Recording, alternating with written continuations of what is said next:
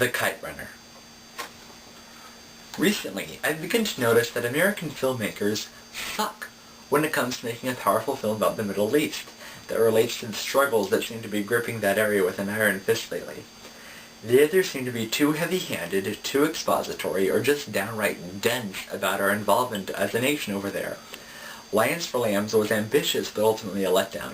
Rendition had a star-studded cast and was headed for Oscar glory until critics discovered it was preaching incredibly naive.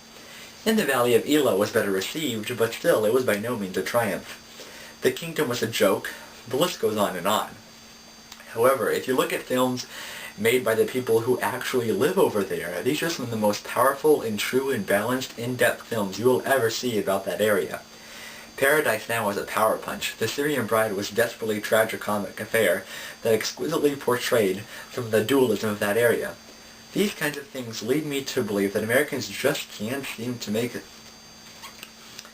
movie about the Middle East right now, which is why I was more than apprehensive when I saw that Marc Forster, who directed the critically lauded Finding Neverland and Monsters Ball, was signed up to take the helm on this one. Maybe they thought that his expertise in those areas qualified him to handle this blockbuster, power yet delicate subject matter movie adaptation of a lovable book. Turns out they were wrong. Kite Runner is a movie that's flawed in so many ways. Yet, despite the clumsy direction and script, and believe me, this is some damn clumsy work, the story of redemption and love shine through enough to give it a fair recommendation. The film opens with a dude named Amir, who has just received his novel in the mail and is ready to start a book tour to promote this premiere, when he receives a call from an old friend who tells him ominously, "There is a way to be good again." From this we go to a flashback taking place in Kabul, Afghanistan. Amir is a young boy who loves to fly kites and has a Hazara, which is a low-class, basically slave kind of Afghan servant named Hassan. The two are inseparable, especially when they fly kites, where Hassan's job is to catch falling kites and Amir's job is to fly. Mind you, I'm explaining all this because the movie leaves the audience to pick up the falling pieces and try to piece them together. Never once is Amir and Hassan's relationship explained, nor kite flying why it's so important, nor much else at all. Forster leaves it to us to figure things out. We're left there dangling. Anyways, because this is a story that spans about 15 or 20 years of a man's life, it's difficult to give a plot synopsis without giving key plot points away, so I'll just move on to elaborate on the film's flaws. Aside from the confusing manner of story delivery, several key points of character development revolve around important characteristics of the main characters that are never even mentioned. A major turning point in the novel revolves around the watery impression that a viewer has that Amir is some kind of coward.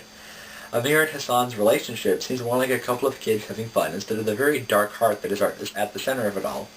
You often wonder why Amir is being so mean to Hassan and why he's such a jerk to him when it doesn't seem to make any sense, as the key point of his jealousy of his father's love is completely left out.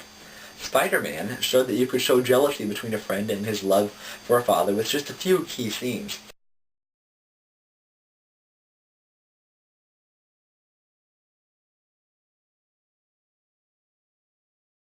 But Forster just seems to have forgotten it, being preoccupied with the important stuff, kite flying.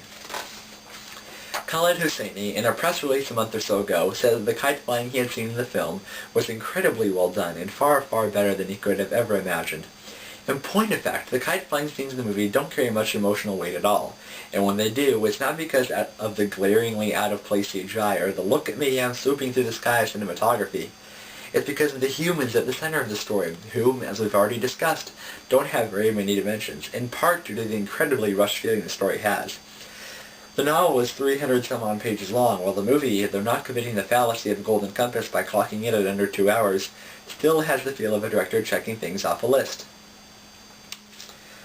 The script is stilted, convenient, rushed, and eliminates all the cultural subtleties and importances that made Hosseini's novel so successful. Granted, this is a movie, so I don't expect that kind of detail to appear here, but the complete disregard for Afghanistan culture is not only glaringly obvious, it's also insulting. When Amir flashes back to his childhood in Kabul, his home life seems little more than a slightly retro California house. When he asks his wife to marry him, all the culturalities of the situation are tossed aside in favor of a quick and easy little movie equivalent of a footnote on the side of the page. Forster is far more interested in showing Americans how similar we are to Afghans than how different we are. By the end of the movie, I was questioning myself why exactly this had taken place in Afghanistan. In Forster's version of the story, nothing core really seems to be different from American culture. This clumsiness in the script and direction is extended to other scenes that should have great emotional impact, such as when a character gets raped. It's a scene that should be chilling and horrifying, yet comes off like a coward filmed it. I can understand Forster doing it as tastefully as possible, but in filming the rape scene like that, he completely removed any solid emotional impact it may have had. Sure, it's sad, but so? Other times, key plot points seem like contrived conveniences rather than the momentous and meticulous setup that Hosseini gave them in the novel. But I'm still giving Kite Runner a fair recommendation. Why? Well, for the reasons I said above. The story is a deeply powerful one whose brightness shines despite all the contrived and clumsy direction. If a good director and screenwriter had gotten a hold of the story, you can bet we'd be looking at a near masterpiece. The final scene in the movie brought tears to my eyes even though I had spent the previous 2 hours practically mentally demolishing it. Such a powerful emotional impact cannot be denied, and in my book, redeems this movie as a whole. The Kite Runner is a very, very flawed movie. The direction just plain sucks, the acting is alright, and the script is incredibly rushed. But the story is so good and so powerful that you really find yourself caring for these characters. The man who plays the adult Amir carries a quiet kind of charisma that really enables the audience to like him. Without him, I would be giving this movie a much lower rating, even though, as I said, the story is powerful. Not Forster's type, though. Stick with American emotional movies, man. This one, though okay in the end, just wasn't your thing. I give Kite Runner a 6 out of 10.